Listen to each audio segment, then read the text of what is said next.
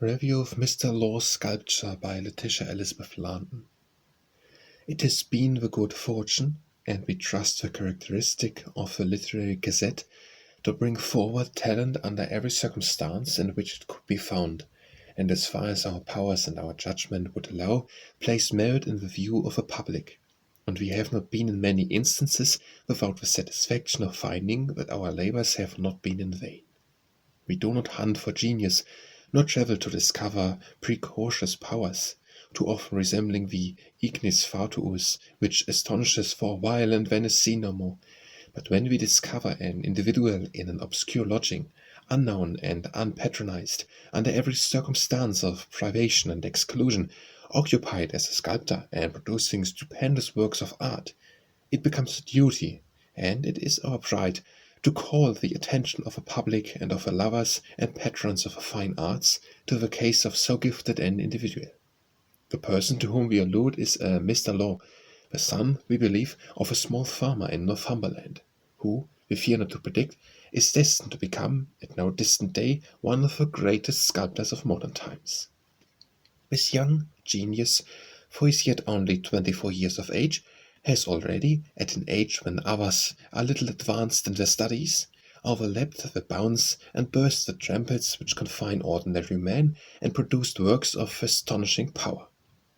We have just seen him in the obscurity of a paltry lodging in a mean street, 11 Burleigh-street, Strand.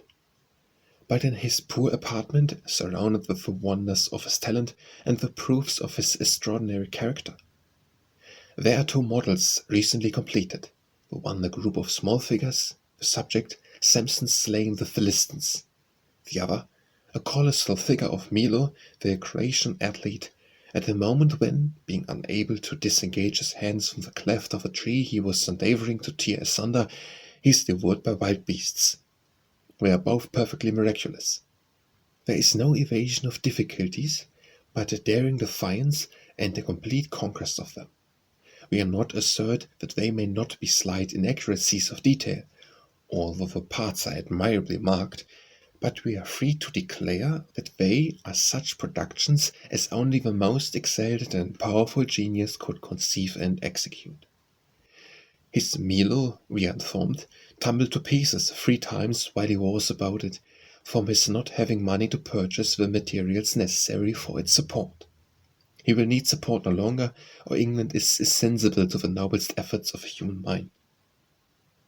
As something of a history of such a being must be interesting, we shall state the result of our inquiry. In his boyhood, Mr. Lough amused himself in modelling the pageantry about him in common clay. The accidental perusal of Gibbon's Decline and Fall gave a classical turn to his mind, and he sought London to improve it. In London, for about 2 years, his course must have been one of intense study and prodigious labour, which nothing but the most undaunted spirit and irrepressible enthusiasm could have enabled human nature to sustain. But this notice of him we trust to be the means of putting an end to his privation, of cheering him on his glorious way, of procuring him the support he so preeminently deserves, and of seeing him enabled, by the prosecution of his studies in an adequate manner at home and in Italy, to reflect back an honour upon his country and age, and we shall rejoice in having been the instrument to make his value known and appreciated.